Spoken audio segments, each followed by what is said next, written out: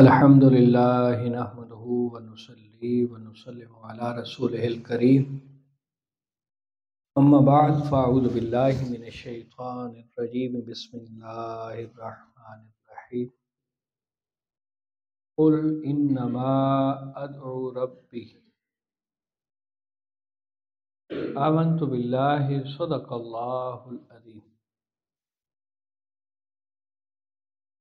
قال اللہ تبارک و تعالی فی شان حبیبہ مخبرا و آمرا ان اللہ وملائکتہ یصلون علی النبی یا ایہا الذین آمنوا صلوا علیہ وسلموا تسلیما۔ تمامی حضرات بآواز بلند درود پاک آواز آنی چاہیے۔ اللہم صلی علی سیدنا و مولانا محمد وعلی آلہ و اصحاب سیدنا و مولانا محمد وبارک وسلم وصلی علیہ الصلاۃ والسلام علیک یا رسول اللہ وعلی آلک و اصحابک یا حبیب اللہ الصلاۃ والسلام علیک یا شفیع المذنبین وعلی آلک و اصحابک یا رحمۃ للعالمین۔ بعد از حمد و ثنا نہایت ہی واجب الاحترام دوستو، بزرگوں، عزیز ساتھیوں، اللہ رب العزت کے فضل و احسان سے میں اور آپ اللہ رب العزت کی پسندیدہ جگہ مسجد میں جمع ہیں۔ دعا گو ہوں مالک لم یزل ہم سب کا یہاں آنا، مل بیٹھنا، یہ ذکر اذکار کرنا، سننا سنانا اپنی پاک بارگاہ کے اندر منظور و مقبول فرمائے۔ علی جناب،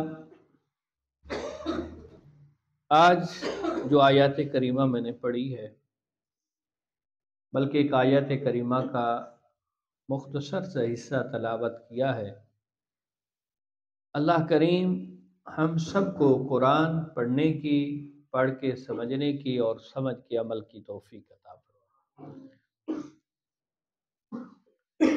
آیات کریمہ کے اندر ہے قل انما ادعو ربی،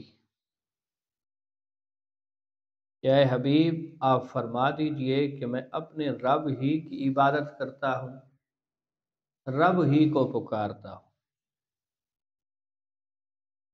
تو آج جو موضوع ہے کہ ہم اپنے معاملات کے اندر اللہ رب العزت کی بارگاہ کے اندر دعا کیا کریں، اللہ رب العزت کو پکارا کریں۔ اللہ رب العزت کو ہم پکاریں گے، یاد کریں گے، اس کی بارگاہ کے اندر ہاتھ اٹھائیں گے تو جو بھی ہماری ضروریات ہیں اللہ رب العزت ان کو پورا کر دے گا۔ ہم اس بارگاہ اقدس سے دور ہوتے جا رہے ہیں کہ جس بارگاہ کے ساتھ ہمارا تعلق کائنات کی ہر چیز سے بڑھ کے ہونا تھا۔ آپ بے شک دنیاوی اسباب کو ضرور بجا لائیں، لیکن اس بارگاہ کو نہ بھولیں کہ اس کی اجازت کے بغیر مریض کو شفا نہیں ملتی، اس کی اجازت کے بغیر کسی انسان کو رزق نہیں ملتا، اس کی اجازت کے بغیر کوئی شخص ایک آنکھ کی یہ جو پلک ہے یہ بھی نہیں جھپکا سکتا۔ وہ علیم بذات الصدور رب۔ تو ہمیں بارہا مرتبہ نبی علیہ الصلوۃ والسلام کی سیرت طیبہ سے، نبی کریم علیہ الصلوۃ والسلام کی جو تعلیمات سے یہ چیزیں ملتی ہیں کہ ہم رب تعالیٰ کی بارگاہ کے اندر دعائیں مانگا کریں۔ اور میں اکثر یہ کہتا ہوں اپنے دوستوں سے کہ رب سے دعا مانگا کرو، وقت نکال کے دعا مانگا کرو۔ ہمارے ہاں تو یہ جو فرض نماز ہوتی ہے اس کے بعد بھی لوگ دعا مانگ رہے ہوتے ہیں تو فارمیلٹی کے طور پہ ہاتھ اٹھائے ہوتے ہیں یا صرف آمین آمین کہہ رہے ہوتے ہیں۔ اس رب سے مانگو، علیحدگی میں بیٹھ کے مانگو، اور جو کچھ مانگنا چاہتے ہو مانگو۔ وہ کریم اتنا ہے کہ وہ یہ دیکھتا ہے کہ میرا بندہ مجھ سے مانگ رہا ہے۔ دنیا جہاں کا اصول ہے آپ کسی سے مانگیں گے اس کی حیثیت اوقات دیکھ کے مانگیں گے۔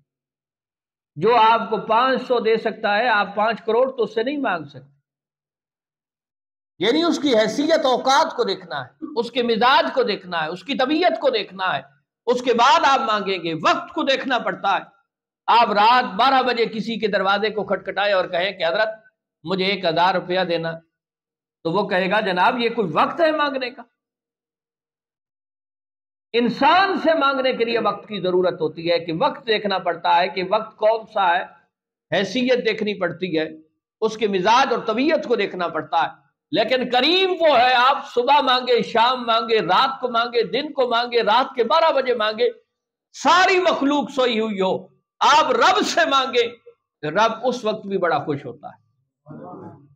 آپ 100 نہیں، لاکھ نہیں، کروڑ نہیں، ارب نہیں، خرب نہیں، آپ کائنات کا جو کچھ بھی مانگنا چاہتے ہیں، اس ذات کا اتنا کرم ہے وہ کن فرماتا ہے فیکون ہو جاتا ہے۔ لیکن شرط یہ ہے کہ وہ ذات مانگنے سے خوش ہوتی ہے۔ دنیا جہاں کا اصول ہے، آپ نے قریبی ہی رشتہ دار کیوں نہ ہو، دوست احباب ہو، بہن بھائی ہو، آپ ایک بار مانگیں گے، دوسری بار مانگیں گے، تیسری بار جب وہ آپ کو دیکھیں گے وہ آپ سے کنارہ کش ہو جائیں گے کہ یار یہ پھر کوئی چیز مانگنے آ رہا ہے۔ لیکن اس کریم کی بارگاہ اتنی ہے کہ آپ روزانہ کی بنیاد پہ لاکھوں مرتبہ مانگے، وہ اس سے ناراض نہیں ہوتا بلکہ الٹا خوش ہوتا ہے۔ اور یہ ایک الگ عبادت ہے، دعا مانگنا ہی ایک عبادت ہے۔ پھر دعا کے لیے لازم نہیں کہ آپ کوئی وقت تلاش کریں کہ جناب اس وقت کے اندر آپ بیٹھیں گے تو دعا مانگیں گے۔ آپ کسی جگہ پہ جا رہے ہیں، میں اکثر دوستوں کو کہتا ہوں آپ سفر کر رہے ہیں، آپ دل کے اندر مانگنا شروع کر دیں، کیونکہ وہ تو علیم و بذات الصدور ذات ہے۔ اس کے لیے لازم تو نہیں ہے کہ آپ زبان سے کہیں گے تو تب وہ عطا کرے گا، نہیں، آپ مانگتے جا رہے ہیں دل کے اندر، زبان سے بھی کہہ رہے ہیں لیکن دل کے اندر کہہ رہے ہیں، اپنے لفظوں کے اندر، جس زبان کے اندر بھی آپ مانگنا چاہتے ہیں وہاں یہ بھی نہیں ہے کہ آپ اس زبان کے اندر مانگیں گے تو عطا ہوگا، آپ اس زبان کے اندر نہیں مانگیں گے تو آپ کو عطا بھی نہیں ہوگا۔ نہیں، دنیا جہاں کی جو زبان آپ کو آتی ہے آپ رب سے مانگیں گے، وہ کریم اتنا ہے، وہ آپ کی ہر بولی کو، ہر لفظ کو، بلکہ جتنا اگر آپ سرکار کی تعلیمات کو پڑھیں تو وہاں کہا گیا کہ آپ بغیر سچا مکفہ کے الفاظوں کو جوڑنے کے بجائے آپ کے زبان پہ جیسے الفاظ آ رہے ہیں آپ رب سے مانگنا شروع کر دیں۔ آپ سفر کر رہے ہیں، آپ موٹر بائک پہ ہیں، آپ کسی سواری پہ سوار ہیں، آپ رب سے مانگنا شروع کریں، اور جتنا کچھ مانگ سکتے ہیں۔ الدعاء والعبادہ، آپ مانگ رہے ہیں عبادت کے اندر ہے۔ الدعاء مخ العبادہ، کہ دعا جو ہے یہ عبادت کا مغز ہے، نچوڑ ہے۔ آپ مانگ رہے ہیں، یہ حقیقت میں آپ عبادت کر رہے ہیں۔ لیکن شومی قسمت یہ ہے کہ ہم دنیا کے اندر اس طرح مبتلا ہو گئے، اس وجہ سے تو دیکھیں کہ ہماری حالات کیا۔ ایک ڈاکٹر کے پاس آپ جاتے ہیں تو لائنیں لگی ہوئی ہیں، مریض ہے، حالانکہ حقیقی شفا دینے والی ذات کون ہے؟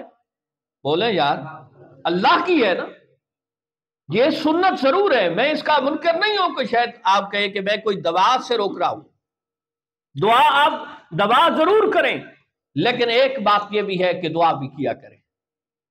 اس لیے تو کہا گیا ہے کہ آپ کسی مریض کے پاس جائیں تو اس سے دعا کروائیں، اس سے دعا کروائیں کہ اس کی دعا رب رد نہیں کرتا۔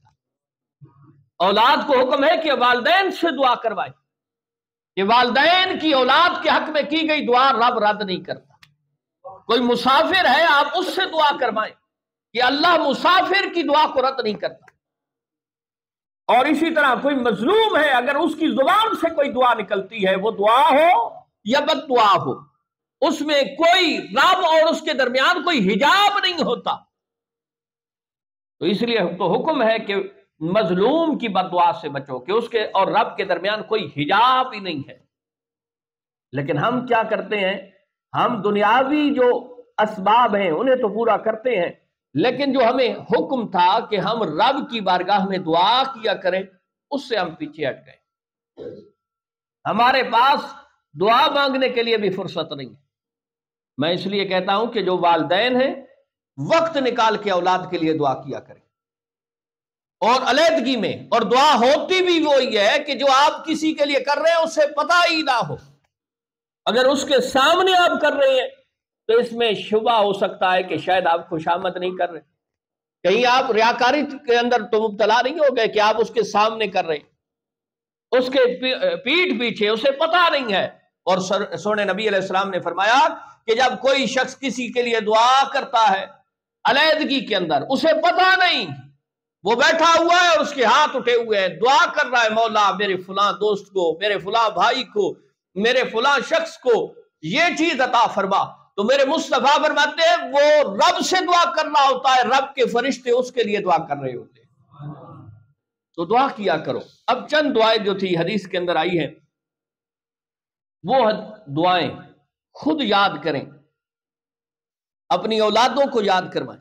سیدہ طیبہ طاہرہ عابدہ فاضلہ عالمہ سیدہ عائشہ صدیقہ رضی اللہ تعالیٰ عنہ، وہ کائنات کی واحد عورت کہ جب سے کائنات بنی ہے اور جب تک کائنات رہے گی، ایک ایسی عورت کی جس کی پاکیزگی بیان کرنے کے لیے قرآن کی 18 آیتیں نازل ہوئی، اور وہ ایسی عورت کہ جس کا نکاح کا حکم رب کائنات نے سیدنا جبریل امین علیہ السلام کے ہاتھ میں ایک فوٹو دے کے، تصویر دے کے مصطفیٰ کے پاس بھیجا کہ اس کے ساتھ رب نے آپ کا نکاح کر دیا ہے، وہ سیدہ عائشہ صدیقہ رضی اللہ تعالیٰ۔ آپ فرماتی ہیں میں بخار کے اندر مبتلا ہو گئی،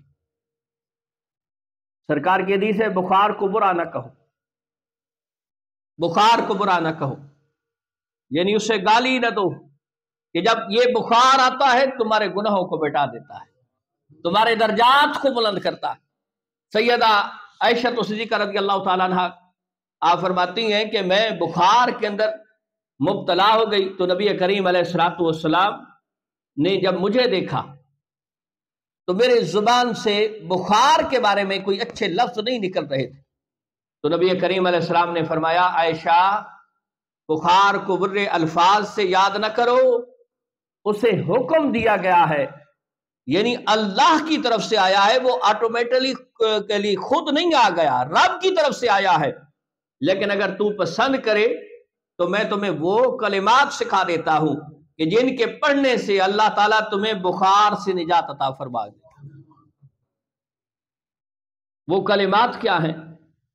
سیدہ عائشہ صدیقہ رضی اللہ تعالیٰ عنہ فرماتی ہیں کہ میں نے نبی علیہ السلام سے جب یہ سنا تو میں نے عرض کی حضور مجھے وہ کلمات سکھائی۔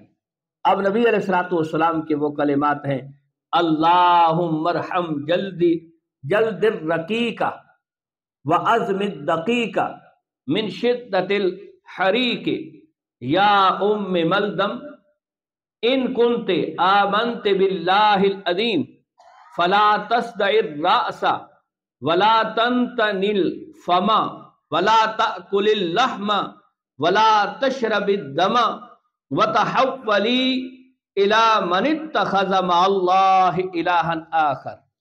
یہ حدیث کے جملے ہیں، نبی کریم علیہ الصلوۃ والسلام نے یہ دعا سیدہ عائشہ کو سکھائی ہے۔ میں اس کا ترجمہ بھی کر دیتا ہوں تاکہ آپ کو زیادہ سمجھا جا جائے۔ اچھا، یہ جو الفاظ ہوتے ہیں نا، ان الفاظ کے اندر برکت ہوتی ہے کہ جو سرکار کے لبہائے مبارک سے نکلے، لیکن اگر آپ مفہوم اسی کو یاد کر کے اپنے الفاظ کے اندر بھی دعا کرتے ہیں رب یقیناً کرم فرمائے، لیکن یہ دعا خصوصاً الفاظ جو بیان کیے ہیں کہ یہ مصطفیٰ کے جملے ہیں، آمنہ کے لال کے جملے ہیں، آمنہ کے لال کے جملوں کے اندر اتنی برکت ہوتی ہے۔ وہ ایک بات بڑی مشہور بھی ہے، میں اس حدیث کی طرف بھی آتا ہوں، بڑی مشہور ہے نا کہ ایک عورت کو درد ذہ ہوئی تو شیخ فرید ان کے ہاں اس دن مہمان تھے، تو شیخ فرید سے کہا گیا حضرت کوئی تعویذ لکھ کے دیں۔ آپ نے فرمایا نہ کوئی کاغذ ہے نہ کوئی پینسل ہے کہ جس کے ساتھ میں قلم دوات ہے کوئی لکھ کے دوں۔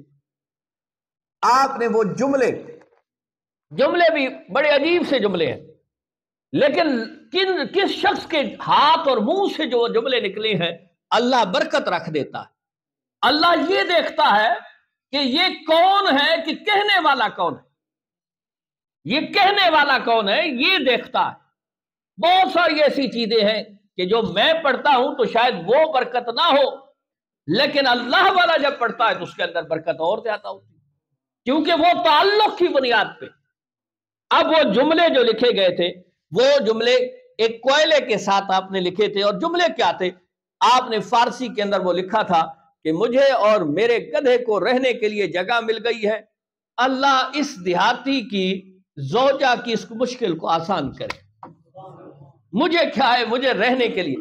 آج تک جو اس سلسلے کے بزرگ ہیں، کوئی بھی اگر درد ذہ والا مریض آتی ہے کہ درد ذہ کے لیے آپ کچھ لکھ کے دیں، وہ اسی کوئلے کے ساتھ، آج پنسل اور قلم موجود، قلم اور کاغذ موجود ہے، اس کے باوجود وہ حضرت کے اس فیض کو جاری رکھتے ہوئے وہ کوئلے کے ساتھ یہی جملے لکھتے ہیں، اللہ کرم کر دیتا ہے، کیونکہ وہ ایک بزرگ کی زبان سے نکلے ہیں۔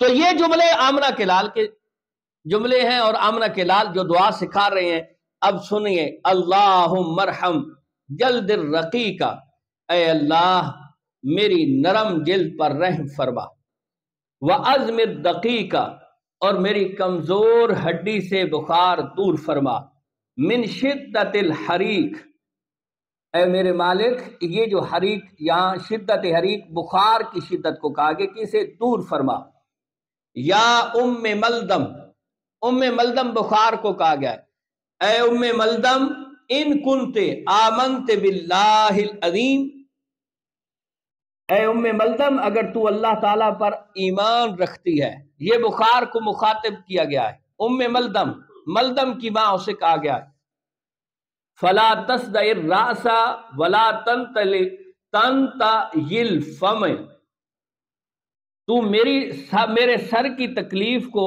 جس کے اندر میں مبتلا ہوں، اور ولا تنتل الفم، میرے سر کی تکلیف سے دور ہو جا، یعنی میرے سر سے اتر جا، اور میرے منہ کو بدبودار نہ کر، کہ بندہ بیمار کے اندر، جب بیماری کے اندر خصوصاً بخار کے اندر مبتلا ہوتا ہے تو منہ کا ذائقہ خراب ہو جاتا ہے، ہر وقت کڑوا رہتا ہے، اور اس سے ایک ایسی سمیل آتی ہے، بدبو آتی ہے۔ اب آمنہ کے لال یہ دعا ارشاد فرما رہے ہیں سیدہ عائشہ صدیقہ کے لیے، فرمایا اس کو پڑھو، اور پھر اس کے اندر یہ مخاطب ہی بخار کو کیا گیا ہے کہ تو مجھ سے میری سر کی تکلیف کو چھوڑ دے، میری اس زبان کو بدبودار نہ کر، ولا تاکل الرحم، اور میرے گوشت کو نہ کھا، ولا تشرب الدم، اور میرے خون کو نہ پی، وتحولی الی من اتخذ مع اللہ الہا آخر، اور تو اس شخص کی طرف منتقل ہو جا جو اللہ کے ساتھ کسی اور کو شریک ٹھہراتا ہے۔ یہ مصطفیٰ کریم علیہ السلام کے جملے ہیں۔ اسی طرح کی ایک اور حدیث پاک یہ امام بہقی نے نقل کی ہے، اور یہ بھی سید عائشہ صدیقہ رضی اللہ تعالیٰ عنہ سے ہے۔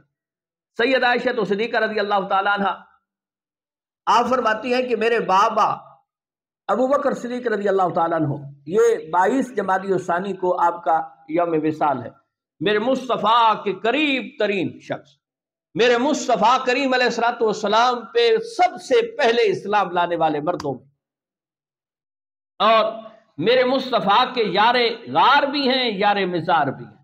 اور آمنہ کے لال کی ایک حدیث ہے، سرکار نے فرمایا قیامت کے دن لوگ کھڑے ہوں گے، میں اس انداز میں آؤں گا کہ دائیں ہاتھ میں ابو بکر کا ہاتھ ہوگا، بائیں ہاتھ عمر کا ہاتھ ہوگا، اور ہم تینوں چل رہے ہوں گے۔ یہ ابو بکر کی شان۔ سید عائشہ صدیقہ رضی اللہ تعالیٰ عنہ فرماتی ہیں کہ میرے والد پہ کسی شخص کا قرض تھا، اور اس قرض کی وجہ سے پریشان تھے، تو میرے پاس آئے، تو میں نے ان سے پریشانی کی وجہ پوچھی، کہنے لگے بیٹا مجھ پہ ایک شخص کا قرض ہے، اور میں قرض کو ناپسند کرتا ہوں۔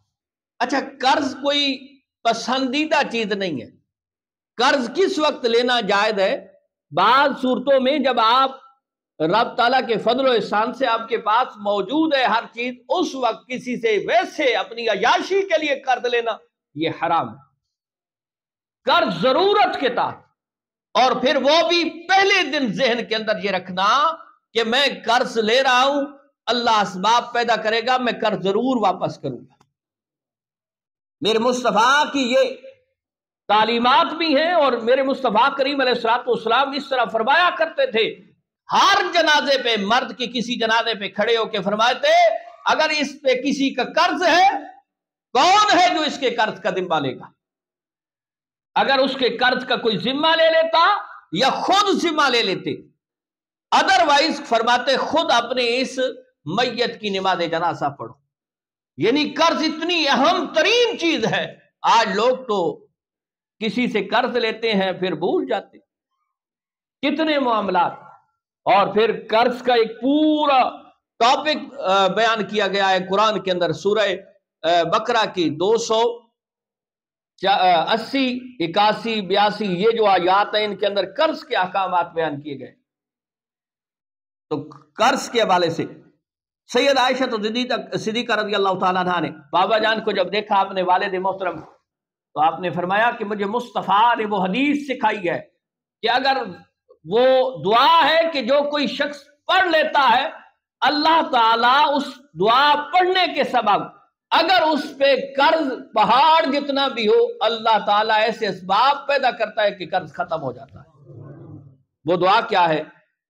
یہ دعا بھی ہم پڑھ لیتے ہیں، اللہم فارج الہم کاشف الغم مجیب دعوت المضطرین رحمان الدنیا والآخرہ ورحیمہما انت ترحمنی فرحمنی برحمت تغنینی بہا الرحمت من سواک۔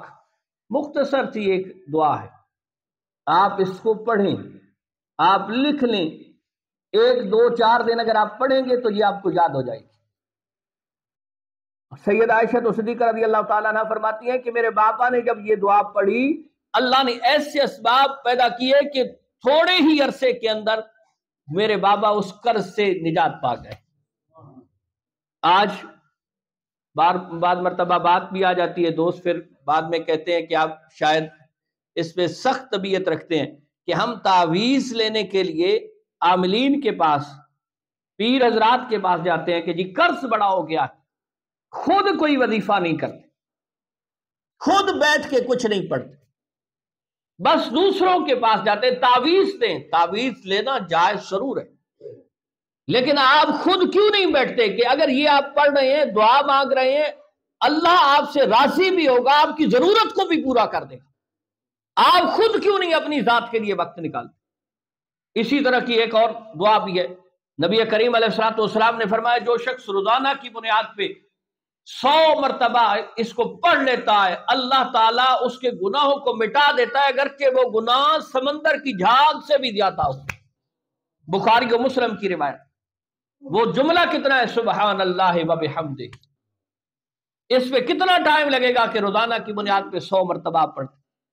تو یہ وہ چیزیں ہیں کہ جو ہم روزانہ پڑھ سکتے ہیں اپنی ذات کو پاکیزہ کرنے کے لیے، اپنی ذات کے لیے احسان کرنے کے لیے۔ اپنی ذات پہ، لوگوں پہ ہم احسان کرتے رہتے ہیں، اپنی ذات کے لیے کچھ کر جائے، ورنہ قبر بڑی اندھیری ہے۔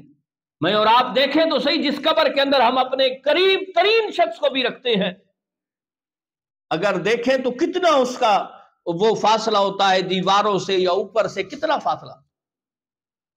یہ قبر بڑی اندھیری ہے، اس کے لیے چراغ لے کے جاؤ۔ وہ چراغ کیا ہے؟ وہ اعمال ہے۔ اگرچہ ہم اہل سنت و جماعت اعمال سے بھی بڑھ کے مصطفیٰ کی شفاعت پہ یقین رکھتے ہیں، اور مصطفیٰ کی شفاعت رب کا فضل سمجھتے ہیں، لیکن یاد رہے کہ یہ چیزیں بھی ہم کر کے جائیں، مصطفیٰ کے سامنے کھڑے ہونے کے قابل تو بن جائیں، یہ چہرہ، یہ منہ کم از کم اتنا تو بنا کے جائیں کہ وہ مصطفیٰ کے سامنے کھڑے تو ہو سکے۔ تو یہ وہ دعائیں ہیں کہ جنہیں ہم پڑھنا چاہیے۔ اسی طرح ایک اور دعا میں پڑھ رہا تھا، بڑی زبردست سی ایک، بلکہ ہے چوری سے حفاظت کی دعا، یہ بھی ایک وظیفہ ہے، اور وظیفہ کی پہلے تفصیل مزید پڑھ لیں۔ ایک صحابی ہیں، ان کے گھر رات کو سوئے ہوئے تھے اور چور آ گیا، اس نے سب کچھ سمیٹا، اب وہ جاگ گئے ہیں، دیکھ رہے ہیں، سب کچھ سمیٹ کے جب وہ دروازے پہ جاتا ہے دروازہ بند ہے، جو ہی اس سامان کو رکھتا ہے دروازہ کھل جاتا ہے۔ یہ میرے سامنے حدیث کی کتاب ہے، یہ کوئی میں اپنی طرف سے نہیں کہہ رہا، حدیث کی کتاب۔ پھر اس نے جب سامان کو اٹھا کے، اب سامان اٹھا کے پھر نکلتا ہوں، دروازہ آٹومیٹکلی بند ہوگا۔ پھر اسی طرح 3 مرتبہ اس نے کیا، لیکن جب وہ سامان کو اٹھاتا ہے دروازہ بند ہو جاتا، اور جس صحابی کے گھر سے وہ چوری کر کے لے کے جا رہا تھا وہ دور سے دیکھ کے مسکرا رہی ہے۔ پھر وہ سامان کو چھوڑ کے چلا گیا۔ بعد میں کسی نے اس صحابی سے پوچھا بھئی آپ جاگ بھی رہے تھے؟ اور آپ نے کہا کیوں نہیں؟ اس نے کہا نہیں، مجھے تو جو سرکار نے وظیفہ بتایا تھا، مجھے اس وظیفے پہ رب تعالیٰ کے فضل و احسان سے اتنا یقین تھا کہ مجھے یہ یقین تھا کہ یہ شخص میرے مال کو میرے گھر سے باہر لے کے جا ہی نہیں سکتا، میں تو دور سے اس لیے مسکرا رہا تھا۔ اور وہ کیا ہے؟ یہ سورہ بنی اسرائیل کی آیت نمبر 110 ہے، قُلِ ادعُوا اللَّهَ أَوِ ادعُوا الرَّحْمَٰنَ أَيَّمَّا تَدْعُوا فَلَهُ الْأَسْمَاءُ الْحُسْنَىٰ وَلَا تَجْهَرْ بِصَلَاتِكَ وَلَا تُخَافِتْ بِهَا وَابْتَغِ بَيْنَ ذَلِكَ سَبِيلًا۔ یا اللہ، یا رحمان، یا رحمان، یہ آیت کریمہ جو روزانہ پڑھ لیتا ہے اللہ اس کے مال کی حفاظت فرما دیتا ہے۔ اب یہ وظیفہ ہے، اسے پڑھنا چاہیے، اس کو لازمی قرار دینا چاہیے کہ ہم پڑھیں۔ یہ ایسی دعائیں ہیں، بہت ساری ایسی چیزیں ہیں کہ جو ہم دوسروں سے تو پوچھ رہے ہوتے ہیں۔ اسی طرح کی ایک طویل دعا بھی ہے کہ حضرت انس بن مالک رضی اللہ تعالیٰ عنہ جو نبی کریم علیہ السلام کے خادم تھے، 10 سال آپ کی خدمت کی ہے، اور جب آپ کو آپ کی والدہ محترمہ نے نبی علیہ السلام کی خدمت کے لیے پیش کیا تھا تو عرض کی تھی ہادہ خویدمک، یا رسول اللہ یہ چھوٹا سا خادم ہے۔ اس وقت آپ بچے تھے، 10 سال کے بچے تھے، بعض روایات کے اندر آتا ہے 8 سال کے بچے تھے۔ عرض کی یا رسول اللہ یہ آپ کا خادم ہے، یہ آپ کی خدمت کرے گا۔ نبی علیہ السلام نے بھی کرم کیا اور خدمت کے اندر قبول فرمایا۔ 10 سال آپ نے خدمت کی ہے۔ یہ حضرت انس بن مالک، جب حجاج بن یوسف کا زمانہ تھا، حجاج بن یوسف نے بڑے صحابہ کو شہید کیا ہے، بڑے صحابہ کو، بڑے بڑے صحابہ، حضرت عبداللہ بن زبیر رضی اللہ تعالیٰ عنہ آپ کو شہید کر کے کئی مہینوں تک آپ کی لاش کو سولی پہ لٹکائے رکھا۔ یہ حجاج بن یوسف جو تھا، حجاج بن یوسف کسی بات پہ ناراض ہوا اور کہنے لگا انس اگر میں چاہتا تو میں تیرا سر قلم کر دیتا۔ تو حضرت انس نے فرمایا تو میرا سر قلم ہی نہیں کر سکتا، تو مجھے نقصان پہنچا ہی نہیں سکتا۔ اب دیکھیں اس نے تقریباً 300 سے زیادہ صحابہ کو قتل کیا، شہید کیا تھا۔ اور حضرت عبداللہ بن زبیر یہ وہ صحابی ہیں جو نبی کریم علیہ السلام کے پھوپھی زاد بھائی زبیر بن عوام کے بیٹے ہیں، اور یہ وہ صحابی ہیں کہ مدینہ طیبہ کے اندر جب سارے مسلمان آ کے ہجرت کر کے آئے تھے تو یہودی کہتے تھے کہ ہم نے ان پہ جادو کر دیا ہے، ان کے ہاں بیٹا پیدا نہیں ہوگا۔ سب سے پہلا جو بچہ پیدا ہوا تھا یہ حضرت عبداللہ بن زبیر پیدا ہوئے تھے، اور پھر مسلمانوں نے اس بیٹے کے پیدائش پہ خوشیوں کا اظہار کیا تھا۔ اور یہ حضرت اسماء بنت ابی بکر کے بیٹے ہیں جو سید عائشہ صدیقہ رضی اللہ تعالیٰ عنہ کی بڑی بہن ہے، ابو بکر صدیق کی بڑی بیٹی ہیں، اس کے یہ لخت جگر ہیں حضرت عبداللہ بن زبیر، انہیں یہ اس نے شہید کروایا تھا۔ تو وہ حجاج بن یوسف یہ حضرت انس سے کہنے لگا کہ اگر میں چاہوں تو تمہیں قتل کروا سکتا ہوں۔ آپ نے فرمایا تو مجھے قتل نہیں کر سکتا۔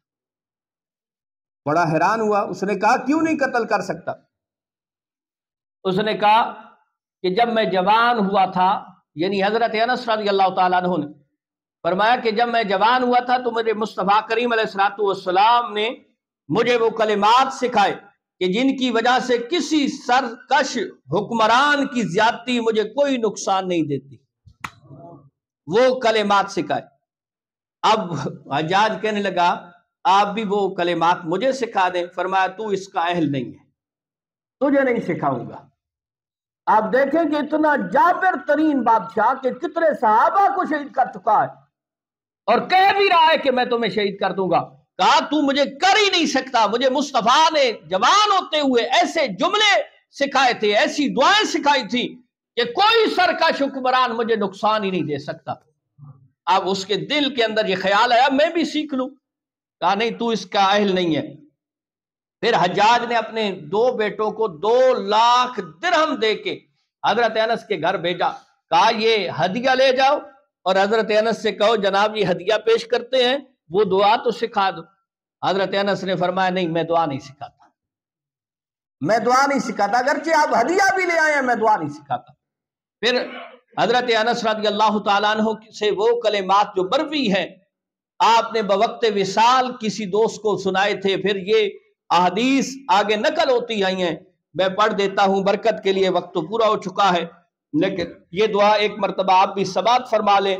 یہ سرکار کے لفظ ہیں، سرکار کریم علیہ السلام کی صحابہ کی دعا ہے، بلکہ اسے ہر نوجوان اپنے پاس لکھ کے محفوظ کر لے اور کوشش کرے روزانہ کی بنیاد پہ ایک مرتبہ ضرور پڑھ لیا کرے۔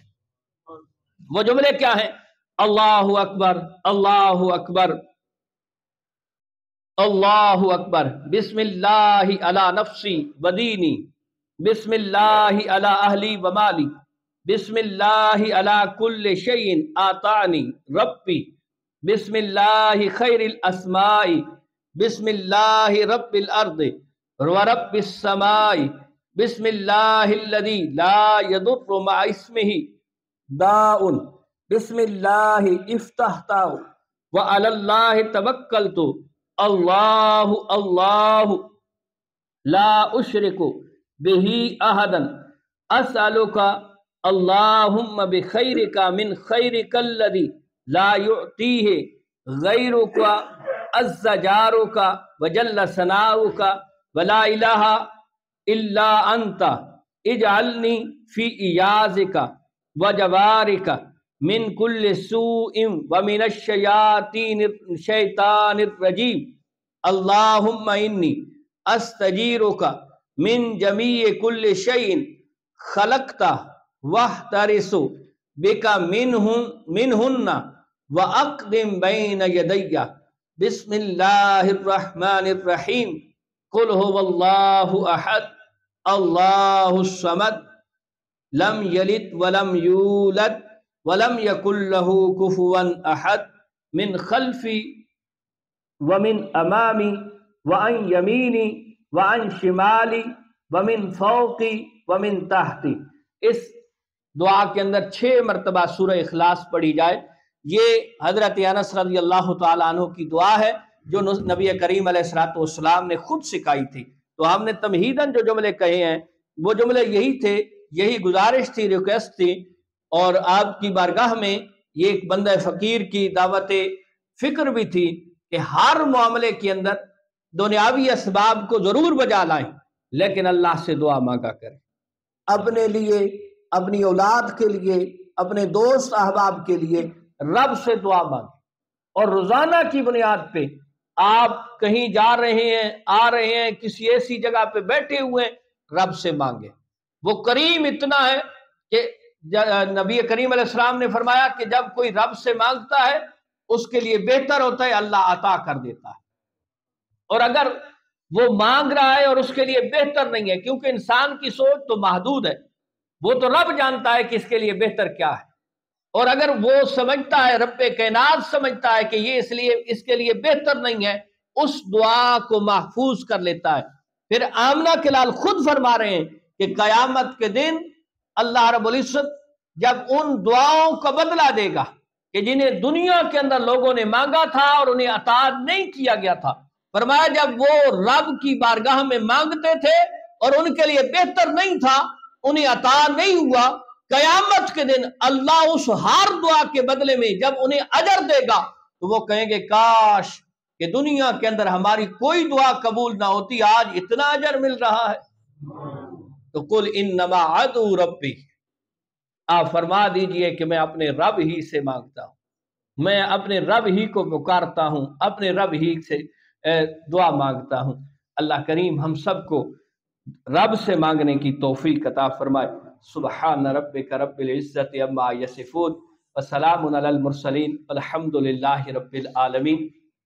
اچھا، شاید میرا اگلا جمعہ یہاں پہ نہ ہو تو میں آپ کو دعوت پیش کر رہا ہوں کہ 28 دسمبر بروز اتوار بعد از نماز عشاء ہماری زیر تعمیر مسجد، جو میری اپنے گھر کے قریب مسجد بن رہی ہے، اس کے اندر ہماری 10ویں سالانہ محفل رحمتوں کی برسات، قبلہ والد محترم علیہ رحمت کے ایصال ثواب کے لیے جو ہم سجاتے ہیں، اس کے اندر خصوصی خطاب خطیب پاکستان واعظ خوش الہان دربار عالیہ ڈوڈا شریف گجرات کے خطیب حضرت علامہ مولانا مفتی وقاص احمد قریشی صاحب تشریف لا رہے ہیں۔